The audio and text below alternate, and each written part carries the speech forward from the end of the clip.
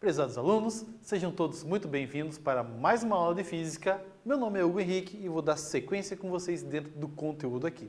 Me acompanhem na tela. Temos aqui então, pessoal, retomando um pouquinho o conceito que vimos em aulas anteriores, que engloba a Lei Zero, a primeira lei e a segunda lei da termodinâmica. A Lei Zero representa os conceitos de equilíbrio térmico. A primeira lei representa a conservação da energia.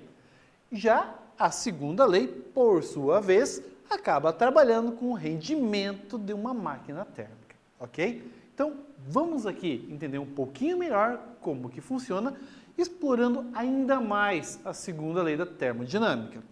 Então, aqui, ó, retomando também na equação, temos ali que o rendimento de uma máquina térmica, ela acaba sendo definida por 1 menos a fonte fria divididos então pela fonte quente, seja esse componente fornecido como quantidade de calor ou as temperaturas que estão envolvidas no sistema, ok? Então isso vai dar a margem que você consiga estar observando para que você consiga perceber o rendimento que você vai ter, ou seja, a quantidade de trabalho que está sendo realizada por aquele motor térmico. O restante você acaba liberando pela fonte fria, onde essa energia acaba não sendo utilizada dentro desse contexto, ok? Me acompanhe a tela.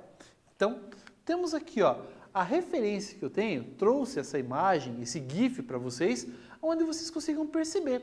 Aqui ó, a temperatura mais elevada em relação à temperatura T1, a quantidade de calor Q2 mais elevada em relação à quantidade Q1, e isso vai estar sendo operacionado aqui na máquina, realizando o que chamamos de trabalho, e o restante dessa energia acaba sendo dissipada na forma de calor, trepidação, barulho, que você acaba vendo esses conceitos, certo? Então isso justifica algumas circunstâncias.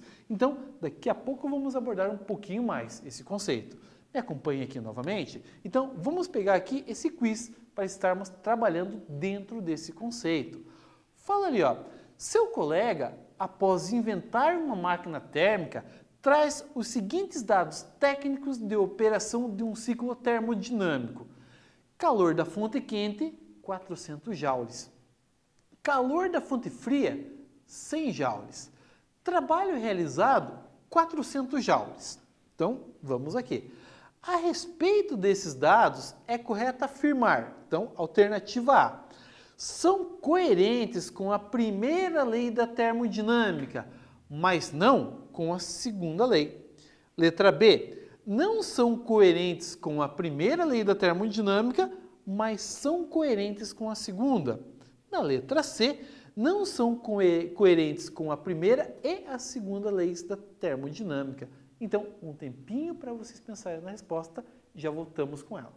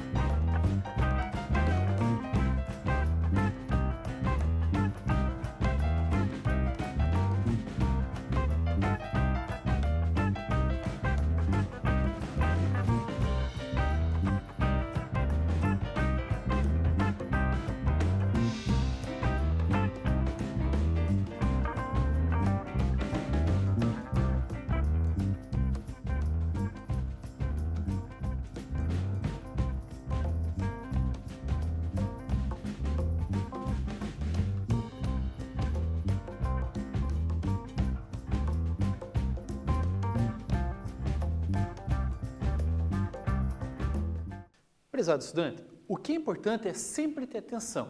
Já que temos valores numéricos representados, vamos verificar os dados ali de correspondência para ver se é viável ou não as situações que estão discriminadas. Então, vamos ali me acompanhar a tela. Olha o que ele fala para a gente, ó. O calor da fonte quente que ele está fornecendo representa então aqui 400 joules. Aqui, ó, o calor da fonte fria equivale então ali a 100 joules. O trabalho realizado equivale então ali a 400 joules. Na primeira lei da termodinâmica, o que temos ali? A quantidade de calor ele tem que ser igual à soma desses dois componentes que temos ali. Ou seja, se eu somar 400 com mais 100, dá 500. Já furou o primeiro resultado. Então, está inviável a situação. Ele fura a primeira lei da termodinâmica. Vamos avançar ali então para a segunda lei. E lembra que eu falei para vocês que a quantidade de calor da fonte quente não consegue estar operando completamente, sendo convertida para trabalho? Olha o que ele está fornecendo como dado de informação. A quantidade de calor está totalmente sendo convertido para trabalho realizado, ou seja, teríamos aqui uma máquina térmica com operação de 100% e isso não existe, porque você está desperdiçando o conceito de calor realizado. Então, um pouco está saindo pela fonte fria, o que torna inviável a credibilidade desses dados. Ou seja, a primeira lei da termodinâmica não está sendo contemplada, a segunda também não, então temos ali que as alternativas não contemplam as leis da termodinâmica, ok? É impossível estar trabalhando com essa base de dados, ok? Então, vamos ali na nossa próxima tela. Temos aqui, ó, devido ao conceito da Revolução Industrial, então temos alguns componentes que é interessante que vocês venham a estar observando.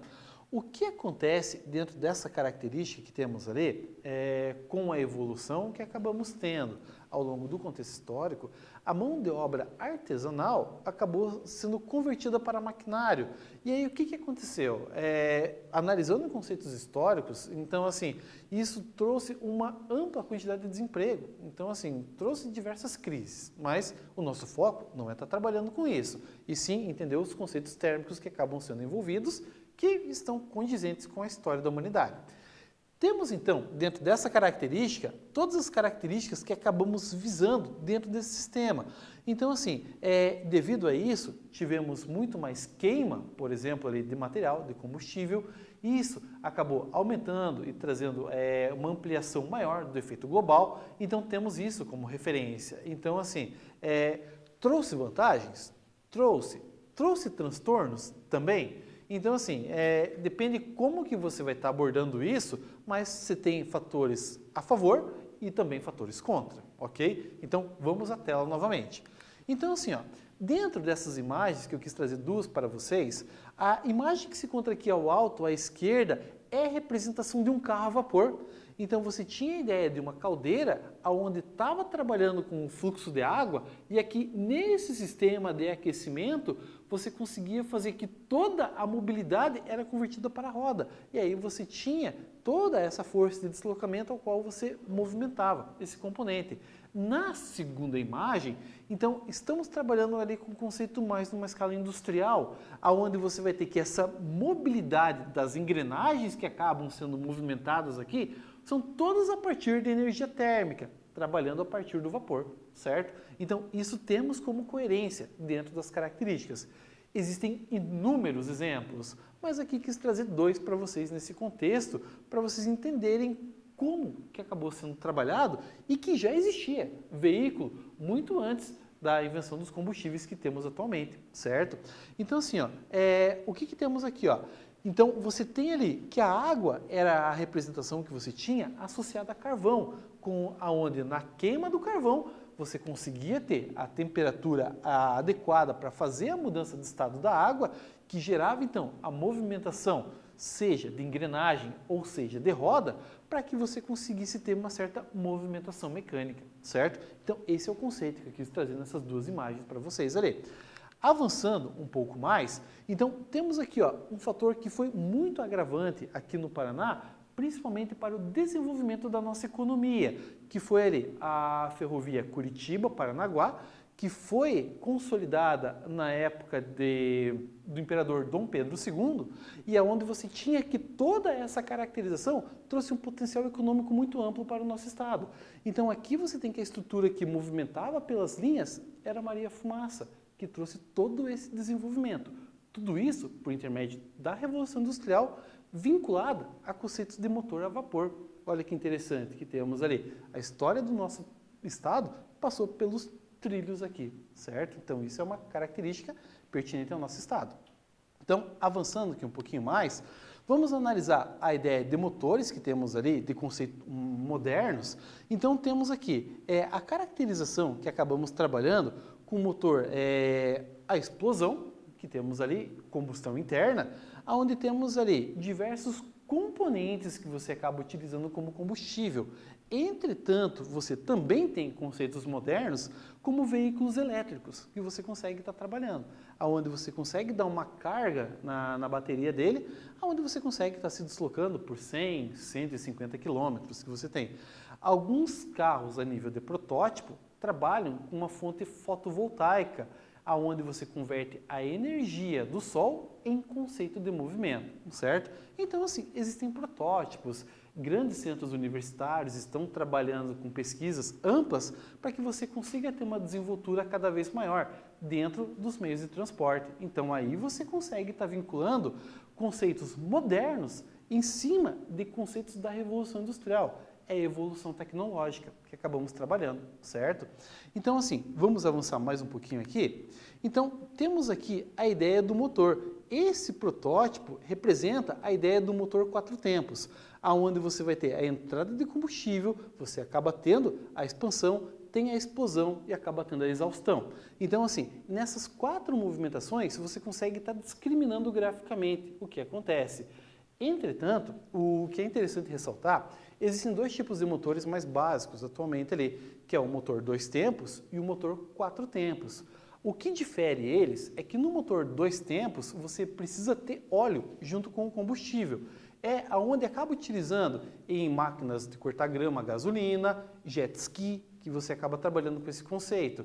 Mas veículos, quando você vai estar trabalhando, então geralmente você não vincula o óleo ao combustível. Você deixa em localidades separadas e é onde você não vai ter um contato entre eles, certo? O óleo serve para a lubrificação que você vai ter. Já em máquinas com motores 2 tempos, aí a lubrificação acaba ocorrendo juntamente com o processo da explosão, certo? Então dá essa característica que temos ali, ok? Voltando então à nossa tela, temos aqui então o ciclo que acaba trabalhando.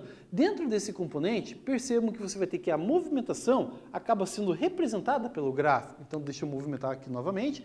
Então aí você vai ter aqui, ó, dentro desse conceito, você tem toda essa movimentação aonde você acaba tendo ali a quantidade de calor que acaba entrando no sistema, a quantidade que acaba se perdendo ao longo do sistema, e aí você tem toda essa região que é representada pela letra W, que aparece ali, que indica trabalho realizado, aonde dependendo da literatura que você acaba utilizando, a representação de trabalho pode ser definida com a letra grega tal, ou pode também ser representada pela letra W, depende de autor para autor, certo? Mas essa região aqui estará representando a caracterização do trabalho que está sendo realizado dentro dessa máquina térmica, ok?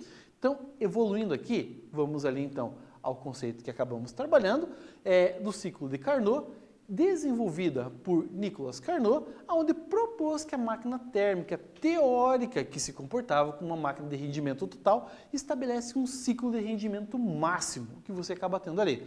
Esse ciclo é compreendido dentro desse gráfico, onde temos aqui, ó, na horizontal a representação do volume, na vertical a representação da pressão e aqui 4 pontos distintos. Aqui L, M, N e O, aonde você acaba trabalhando com esse sistema cíclico. Percebam, aqui ó, do ponto L até o ponto M, então estaremos trabalhando ali com uma expansão isotérmica. O sistema está recebendo calor que você vai ter ali. Quando a gente avança do ponto M para o ponto N, temos uma expansão adiabática, ou seja, a quantidade de calor recebida aqui nesse sistema equivale a zero, certo? Aqui, avançando do ponto N para o ponto O, percebam que agora o meu volume estará reduzindo, a minha pressão estará aumentando, temos ali o que a gente chama de compressão isotérmica, certo? E aí, quando a gente avança do ponto O para o ponto L, estamos aumentando a pressão e muito pouco significativamente a ideia do volume. Então, aqui estamos trabalhando ali com uma compressão adiabática. Então, temos esse ciclo que acaba trabalhando, onde consegue estar delimitando o conceito do maior rendimento. Temos aqui, então, que quando abordamos essa região interna a esses 4 pontos, L, M, N e O, aqui aparece a letra A, que indica a área que temos ali. Vinculando a física com a matemática, a área que temos desse gráfico, ela é numericamente igual ao trabalho realizado.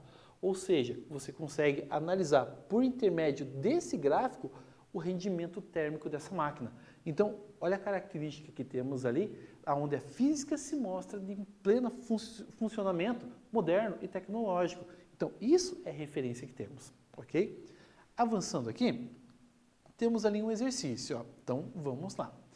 Uma máquina térmica de Carnot tem a sua fonte quente a uma temperatura de 227 graus Celsius, enquanto a sua fonte fria opera a 27 graus Celsius. O rendimento dessa máquina térmica é igual a, vamos às opções, letra A, 16%, letra B, 88%, letra C, 40%, letra D, 25% e letra E, 50%. Então, vou dar um tempinho para que vocês venham a trabalhar dentro desse contexto.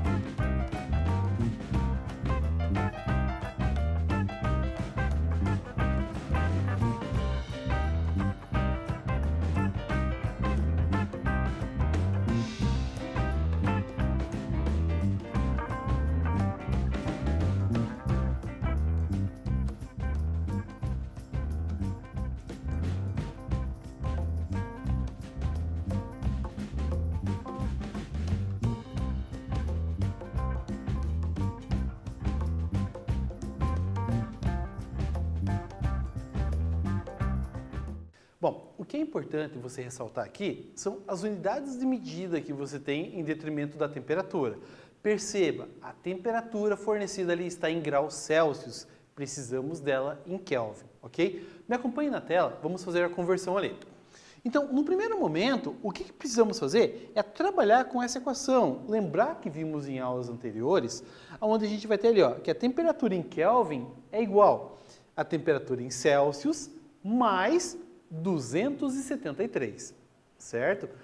Quando avançamos com isso, vamos pegar os dados do problema, onde a temperatura da fonte quente é 227 graus Celsius, somados com 273, chegamos ali então a 500 Kelvin.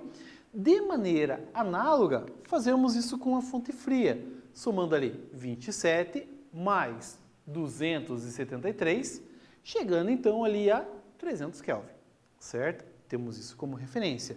Uma vez que temos esses dados, aplicamos na equação.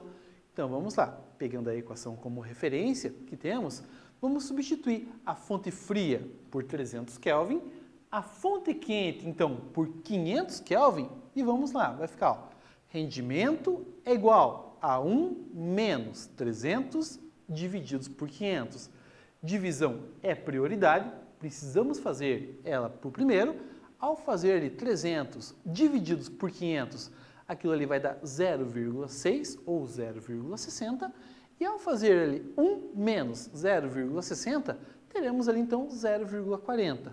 Para conseguirmos trabalhar com esse componente ali em porcentagem, multiplicamos o valor ali por 100%, aonde chegamos ali na eficiência dessa máquina térmica de 40%.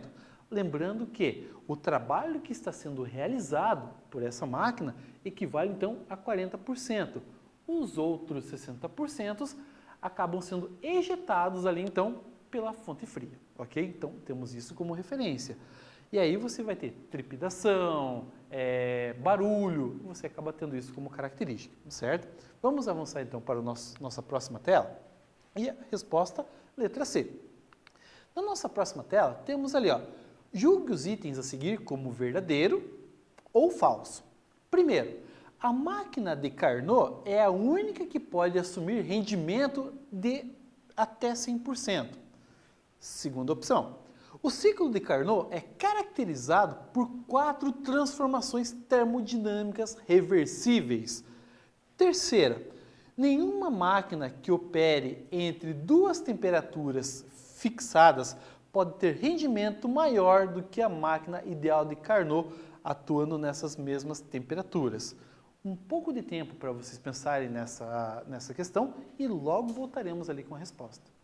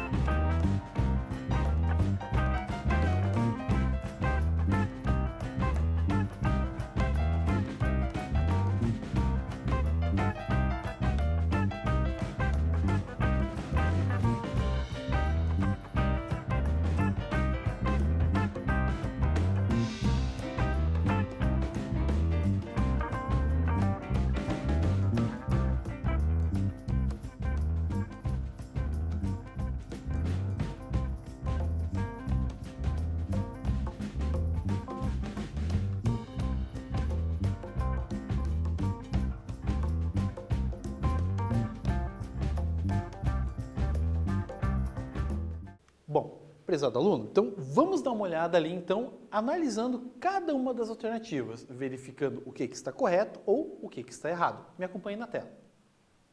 Aqui, ó. A máquina de Carnot é a única que pode assumir rendimento de até 100%. Um pouco de atenção nisso, que teoricamente é possível você se aproximar de 100%, mas não atingir 100%. Tá? Então, um pouco de atenção com a forma que as palavras sejam elaboradas e colocadas aqui no enunciado, para que você não venha se perder na situação. Tá? Então, aqui, ó. Fala ali, a máquina de Carnot é a única que pode assumir rendimento de até 100%. Gente, é inviável. 100% você não consegue estar trabalhando. Então, assim, ó, então a primeira alternativa que temos ali, ela está errada.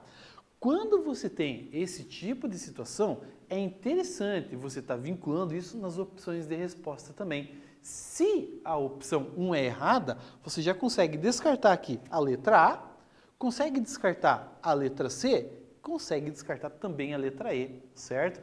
Então, assim, o que é importante é sempre você estar de olho nas opções de resposta, mas procurando justificar os conceitos que estão corretos, certo? Segunda opção, ali. O ciclo de Carnot é caracterizado por 4 transformações termodinâmicas reversíveis. Perfeito, pessoal. O gráfico que acabamos trabalhando, ele mostra exatamente esses conceitos, onde temos ali transformações isotérmicas e transformações adiabáticas, reversíveis. Você tem um fluxo, você tem um ciclo onde esses componentes acabam sempre operando dentro desse conceito, certo? Vamos ali à nossa terceira opção. Nenhuma máquina que opere entre 2 temperaturas fixadas pode ter rendimento maior do que a máquina ideal de Carnot, atuando nessas mesmas temperaturas. Gente, então é bem isso mesmo o conceito que temos. Então, dentro dessa característica, isso aqui justifica por ela só essa situação. Então, o que temos aqui? Ó? A alternativa 3 também é verdadeira. Então, dentro desse conceito, temos ali que as opções de resposta 2 e 3 são verdadeiras, temos então a resposta como letra D.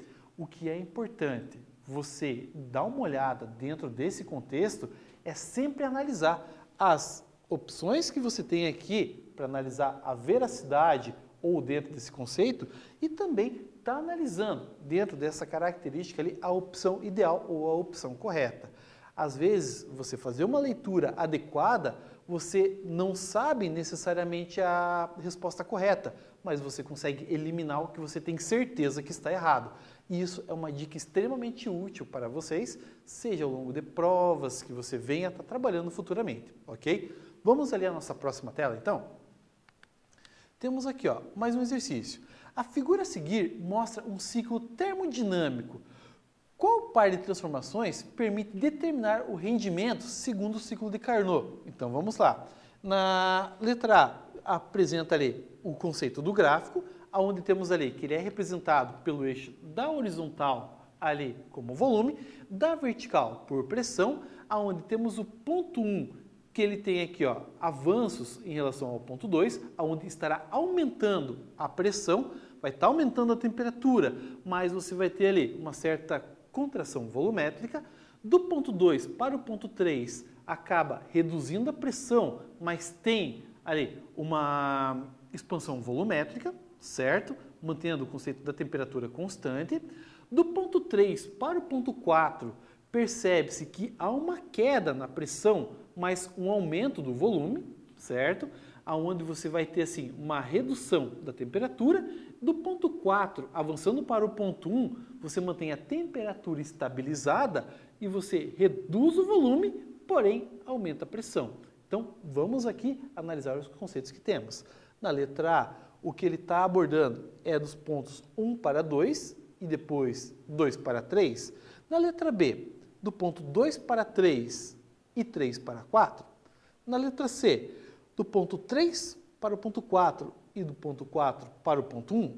Na letra D, do ponto 2 para o ponto 3 e do ponto 4 para o ponto 1. Na letra E, do ponto 1 para o ponto 2 e do ponto 3 para o ponto 4.